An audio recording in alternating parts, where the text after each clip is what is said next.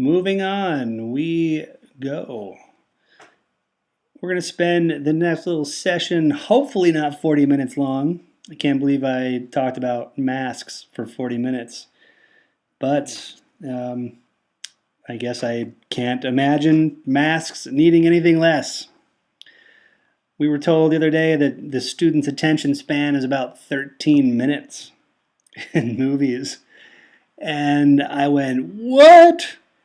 Pretty much every movie I make is about 30 minutes long. But hey, if you consider it, a class is about an hour and a half, 2 times a week, 3 hours a week. So that constitutes for some movie watching. Here we go. Without further ado, track mats. So we talked about masks earlier, and now we're going to talk about track mats, and they're very similar and very different as far as how they behave and react with layers.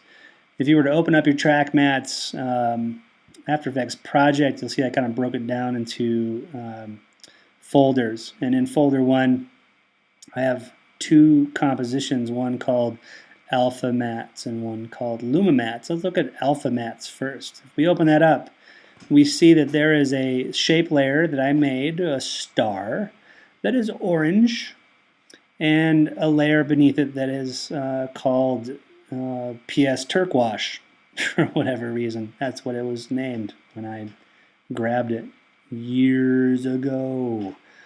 But as far as layering goes, we see that the layer star obscures information above the turquoise wash layer. And from the last video, you know that if you wanted a star on your turquoise layer, I'm just going to turn the star off for a second, you could do a mask by selecting the turquoise layer, going to your shape tool, clicking on star. So that was a little too, and you can put a star on your, I have to try to get it to look like my other one. It's pretty good. All right, yeah, there we go.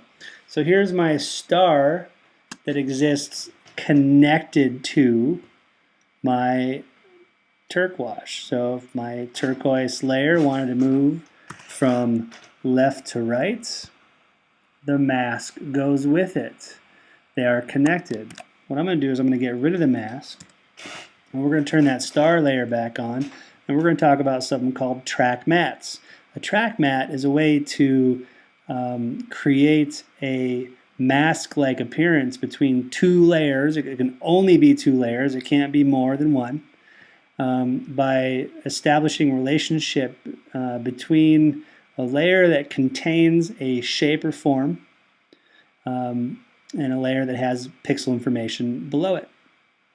So if you were to click on this little button at the very bottom of your timeline called Toggle Switches and Modes, you'll see that we kind of go back and forth between 2 different settings, a column of things about quality and whether or not we're hiding a layer, or other things like motion blur, or is this adjustment layer, or is it a 3D layer, versus something called modes, where we could choose blending modes just like you can in Photoshop or Illustrator. And this is a great way to have layers interact with each other. Of course it's here because it's Adobe, and they can't deny some of the amazing features between different applications. And then there's a column next to that that says track mat.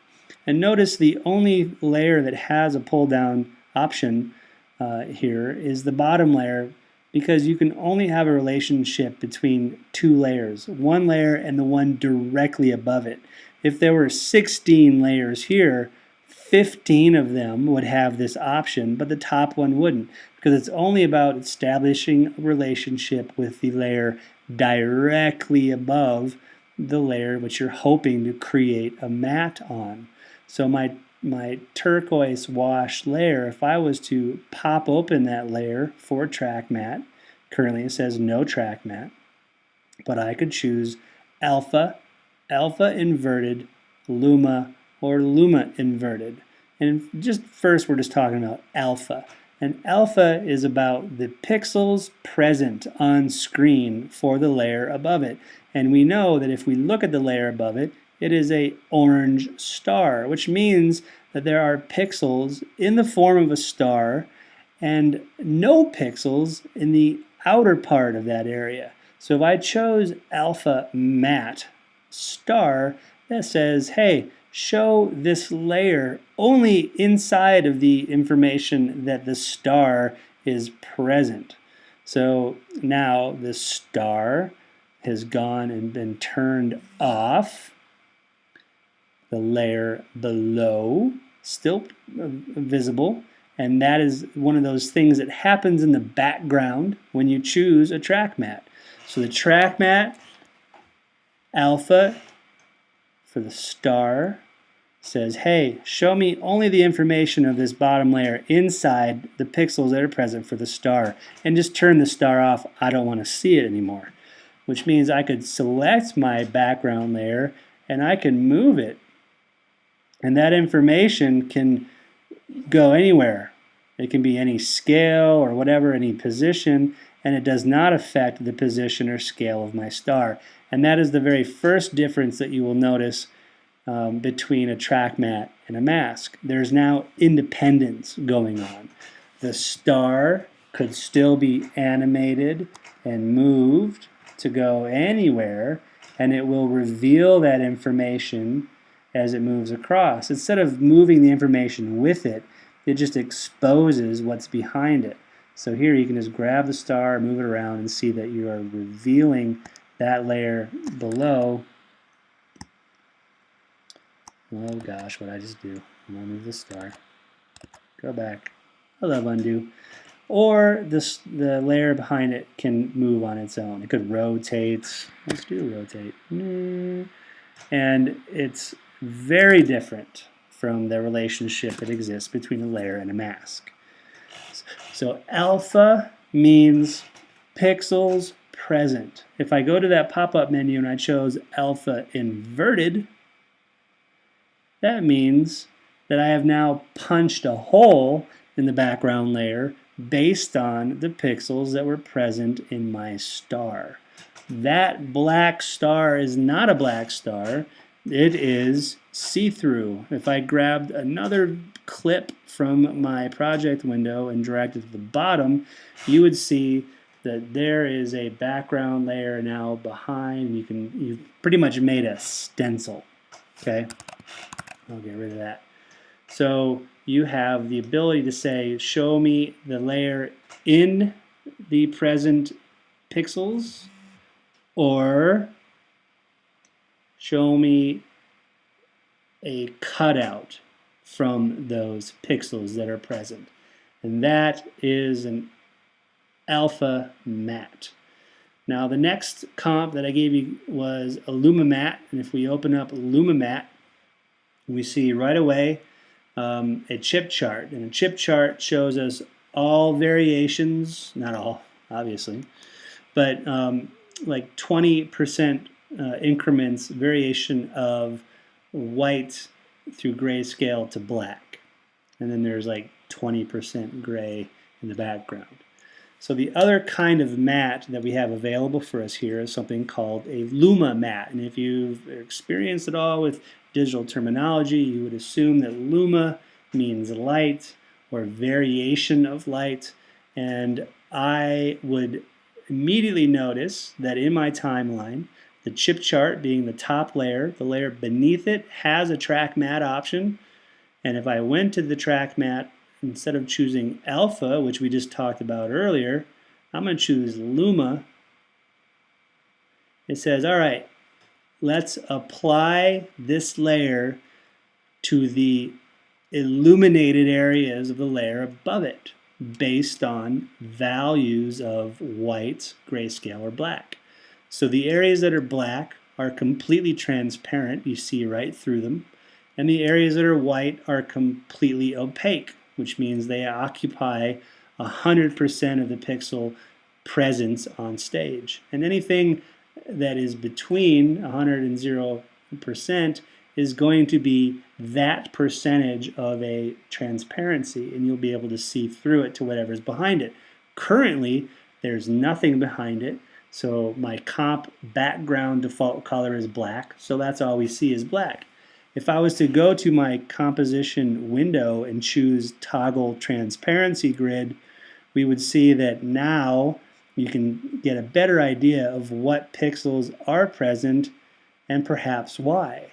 So the squares that are at the bottom left and top right that have a really good representation of that turquoise layer, they were totally white. And then the layers that are at the top left and bottom right and then the center were completely black, which means that they are totally see-through. There are no pixels being shown because that information was black. And the way that a Luma Matt works is that it wants to preserve information that's closer to white and ditch the information that is closer to black. You would notice that that track matte option has an inverted feature as well, and that would assume, boom, switch it to the black information now retains the pixels from the layer below, and the white information is totally transparent. If I turn on that layer that is at the bottom, now you can start to see that the transparency is established through that relationship of what was black and what was white. If I go back to a Luma Matt, it just inverts it. So what happens if I choose Alpha Matte? Nothing. That is because Alpha deals with pixels and transparency, but there is no transparency on that chip chart. The chip chart is a big rectangle and it fills the entire screen. So there's no reason why an alpha matte would work for a layer that is a rectangle like that. It makes more sense to use the Luma information so that you can see through it. Now if I were to animate that background layer, you still see through, all the places that were gray or black. And I can still animate the turquoise layer, so that's happening as well. And I can also animate the layer that has the chip chart on it. So not only are we getting a difference between the mask as far as independence goes of what alpha pixels are, but we also have the ability to have layers begin to interact with each other based on their luminosity, which is really cool. So I have a few other layers in here that you should play with on your own. You should just make a new comp and bring in something like the DV hand layer. Might want to make it bigger just so we can fill that screen, and then use something like maybe I'll just use the turquoise again and see what happens when you choose an alpha matte. Nothing, because there is no cutout form. It's only light and dark information. So now I choose Luma and it says, hey, retain the information based on what was white, and what was white was all the area outside the hand. And if I do Luma inverted, it would obviously switch it, and so that all the information is put into the hand because the hand has the darker pixels.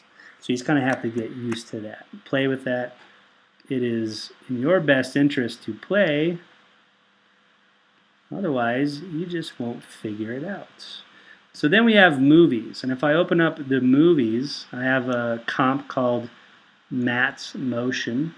There's nothing in it. I just set it up for us to make it easy. There are a bunch of different movies in here. The first one is this cloud chamber, and I want to pull that in. Upon looking at this, the thing you'll notice is that the layer is small. It was only a 320 by 240 movie that we obtained, so it doesn't fit the screen.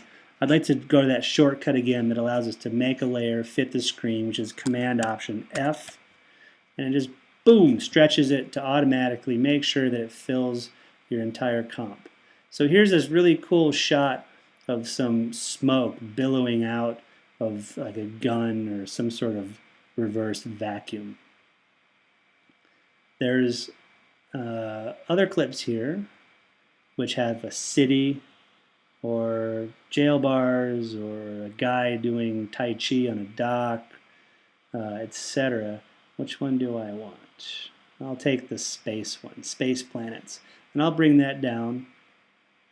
I'm going to do the same shortcut, Command Option F. I'm going to make sure that it lives below the cloud chamber.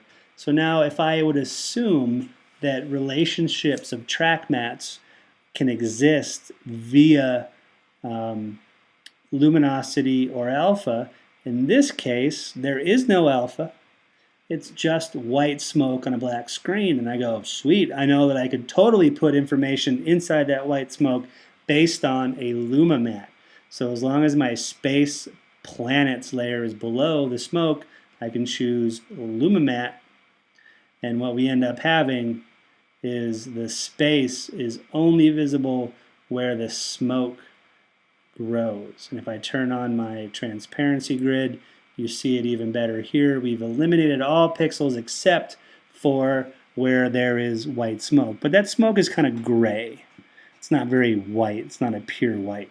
And that's where color correction would come in. I'm going to just quickly touch on this. We're going to get into effects later. But if I take the cloud layer, the top layer that has the smoke in it, and I go to Effect, there is a color correction submenu where I can find the things that you know about from Photoshop and Illustrator, things like hue and saturation or levels. I'm just going to go to levels, and I'm going to pump my whites up a lot.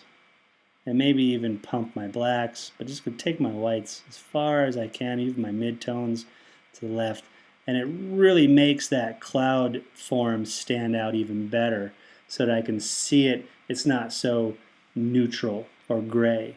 And as we know from that chip chart, whites retain information, blacks omit it, and then variations of gray will do one or the other depending on if you're more leaning in the black area or the white area. So if I could get that cloud and I can just turn it on and have a good look at it as white as possible, that means that the layer beneath it will be pretty solid as it spills out into this area. And then this allows me to do some pretty cool things. I could have some nesting going on and have the cloud blowing in from both sides. How would I do that? Tangent, follow me if you can. I'm taking the top cloud layer and I'm going to do something known as PreCompose. I'm going to go to the Composition menu. Oh God, it's not there. Is it here? I never use the menu. PreCompose. Am I looking right at it? I'm not. PreCompose, PreCompose, PreCompose. Must be here. Layer. You're catching me freestyling. PreCompose, PreCompose. There it is at the very bottom. Boom. PreCompose. Command Shift C. See, that's all I know because I've been doing that for 12 years. Command Shift C. What do you want? Well, I want clouds double. Clouds double.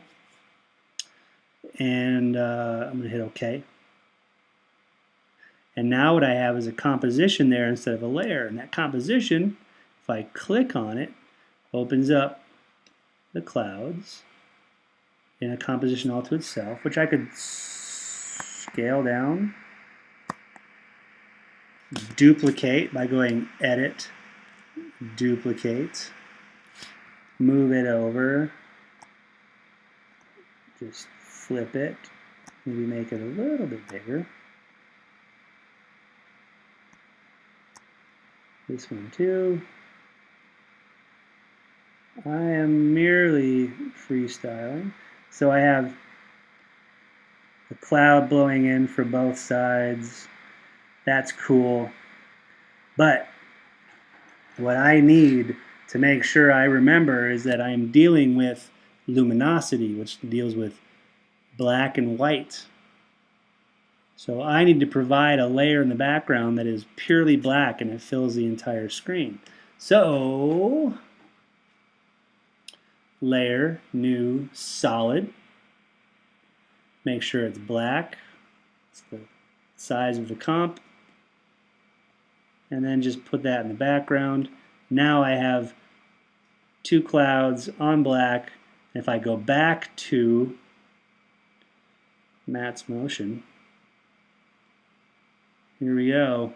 You get the clouds pushing themselves together and revealing that background. Pretty awesome. So that is a Luma Matt dealing with video. What I want to talk about next, and there's a whole bunch in here, you should just play with them. You should just try putting video clips together on top of each other to see how you could track those together. I'm going to delete these. I'm going to bring in something called Flying Riley, and this is my son Riley. And I filmed him in front of a green screen. I shot him in front of a green screen. I keyed out the green, made a movie with alpha present, which means the movie understands present pixels and transparent pixels. So this is a clip that if I were to try to do a track mat to with, let's just try Under the Sea. Under the Sea. Under the Sea, I have to do Command-Option-F to make it the size of my comp. If I was to do a proper mat here, I'd be dealing with alpha, because I'm saying, all right, this movie clip has pixels and transparent pixels, so I'm dealing with alpha. So now the background of the sea will only show up where Riley is flying through space. Might make more sense to have space back there, wouldn't it? Space. Hit the screen, track the alpha. Oh yeah, that's cool. So there you have Luma and alpha present as video clips, not just still images, where you can make layers interact with each other. You know, obviously this would look better if it was on top of, I don't know, I'll put the city back here and see what happens. Is that really cool? Yeah, it's kind of cool. These are all just merely sample clips. If I really wanted to get creative, I would put more thought into what the relationship is creatively between the background and foreground subjects. Obviously. Okay, so there's the motion mat.